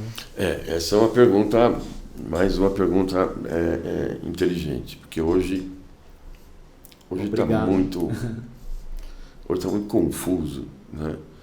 Então eu vejo pessoas da área, por exemplo, de design. Então, você tem um design gráfico lá para trás, tradicional, aí começa o design que eu chamo de design estratégico, né? Aí você tem design thinking, você tem um monte de coisa. Então, design, de repente, consegue interagir com o profissional de marketing, né? A mesma coisa o pessoal de planejamento, que começou mais focado, assim, sendo o intermediário entre o profissional de marketing e criação. O brief que vem, o brief criativo e tal. Aí, de repente, você começa a ver um monte de gente falando, não, eu estou podendo conheço marketing, né? Então eu posso ser um profissional de marketing. Aí volta, Adriano, vamos voltar para a cartilha, né? O que é marketing? Então, o que essa pessoa entende, né? Então, o que ela entende de posicionamento, o que ela entende? Porque, de repente, você pode ter desses profissionais, seja pela formação, pela experiência dele, ele conseguiu ter o conhecimento, né, necessário para tocar o marketing de uma empresa, de uma marca. Não é impossível isso, né? Mas as empresas precisam ter certeza de que elas têm um CMO, né, que realmente conhece marketing. Então, começa a falar de planejamento estratégico, planejamento estratégico de marketing. Então, como é que faz? De onde é que ele vem? Foi a primeira pergunta tua, né? Então, isso vem lá do planejamento corporativo. O marketing tem um dele. Então, assim, ele pega isso na mão e consegue realizar e entregar. Se ele consegue, ótimo, né? E bem, ótimo. Se ele não consegue apenas parte disso, ele não pode pegar uma posição uma posição de CMO ou qualquer outra coisa na área de marketing. Não dá. Legal. Então, eu acho que com essa confusão, o cara tem que procurar saber o que um profissional de marketing raiz mesmo faz, né? O que as marcas precisam. Tem um conceito que é antigo pra caramba, né? Que são os 4 P's, né? Então, eles continuam existindo. Uhum. Por mais que se dê nome diferente, não, isso é coisa antiga. Não é antiga, né? Você tem que falar de produtos, tem que falar de preço, comunicação e distribuição. Tem mais alguma coisa ou outra? Pode até ter. Mas ele tem que entender disso e a interação entre esses elementos, né? E a fundo. Então vai falar de desenvolvimento de produto, tem um monte de coisa que tem que falar, que aprender. Se não entender de pesquisa de mercado, não importa que tipo, né?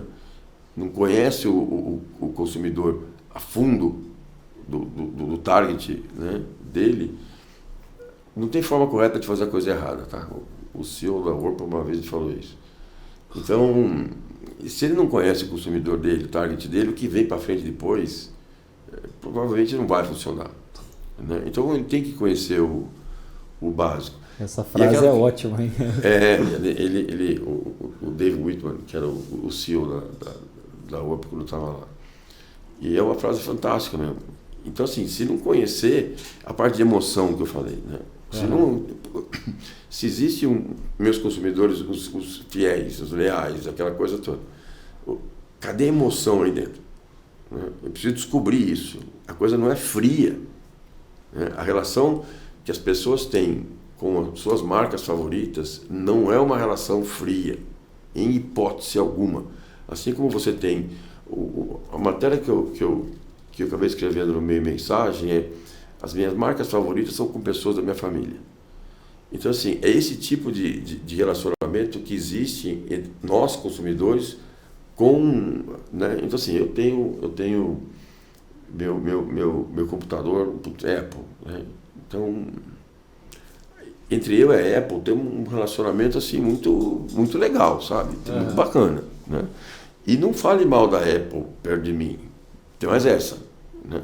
Então, esse tipo de relacionamento que é quente, ele não é frio, ele não é números, ele não é ingredientes ou features de um produto, que é o que eu costumo dizer que é o paraíso dos engenheiros e dos químicos, né? Onde o mais um sempre é igual a 2.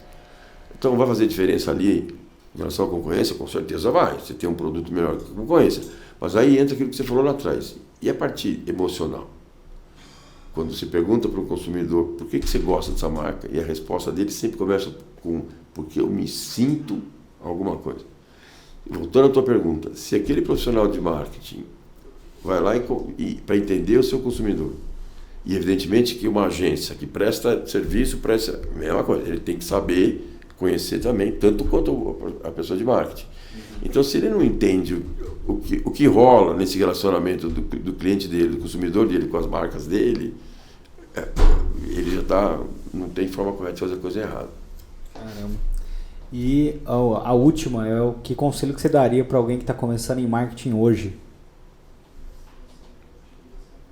Começando já a carreira, já passou a parte de estudo, a parte de educação já foi. Ou pode estar estudando e vai entrar no mercado de trabalho, né? Eu vou voltar pro básico. Então, assim, você quer, em primeiro lugar, entender o que é marketing, né? Entender o momento de hoje. Aí entra o digital, entra tudo, porque é a mesma coisa que você vai se especializar em cirurgia plástica, do rosto. Caramba, se você não entender de biologia e de rosto, então, assim, marketing, o que é, né? Então, assim, procure sempre a melhor escola que ele possa fazer. Então, se não tem dinheiro para estudar no AGV, no INSPER ou outras escolas, dá para entrar numa pública, né? numa USP. Se der para estudar, aí vai exigir cursinho, vai ter que estudar para caramba, e de repente ele trabalha, não consegue. Então faz uma outra escola, né? Faça, aprenda, sabendo que ele vai precisar reforçar aquele conhecimento. Porque se você não estuda nas melhores escolas, você não vai ter o melhor conhecimento de qualquer área, marketing entre elas. Então você vai ter que, ao longo do tempo, você vai ter que buscar aquilo que você não conseguiu ter naquela escola. Então isso é a parte de educação. Empresa, eu diria o seguinte, a coisa mais importante que tem é, antes de entrar na análise de marcas e tudo mais, é ele procurar os valores da empresa. E aí pegar os seus próprios valores de família, e tem que ter sinergia, né? Eles têm que ser absolutamente iguais. Porque se eles não forem, vai dar problema lá dentro. E não vai ser para a empresa. Não vai ser, né? E aí entra depois a análise de marcas, como é que a empresa trabalha, como é que ela está financeiramente, futuro, chance de crescer, tudo aquilo que se, né, que se analisa numa hora dessa. Mas comece pelos valores, sempre. Legal. Porra, foi uma aula aqui hoje, cara. Obrigado pela presença mais uma vez. Se você quiser deixar os contatos, talvez o contato da Miami, como que faz para encontrar a Miami? Digita no Google. Digita no Google. Miami Ed School. Miami Ed School. O meu e-mail é fácil. Todos nós lá somos um nome, né? E @miamiedschool.com, sem BR. Perfeito. Né? Então, no meu caso, é só colocar Paulo, né? E @miamiedschool.com. E eu respondo, eu peço para alguém responder. Acho que essa é a forma mais fácil, direto. Perfeito. Vou aproveitar aqui e pedir para o pessoal, muita gente vê o vídeo, mas não segue o canal. Então segue o canal, o Beats Podcast, no YouTube, e siga-nos nas outras redes sociais também. Nas outras redes sociais estamos com o Beats Digital. Beleza? Muito obrigado e até a próxima. Eu agradeço mais uma vez pela oportunidade, foi um prazer enorme bater esse papo. Não vejo como uma aula, mas foi um papo muito bacana e espero ter contribuído também para o mercado. Contribuiu muito, hein? Obrigado. Obrigado. Beats.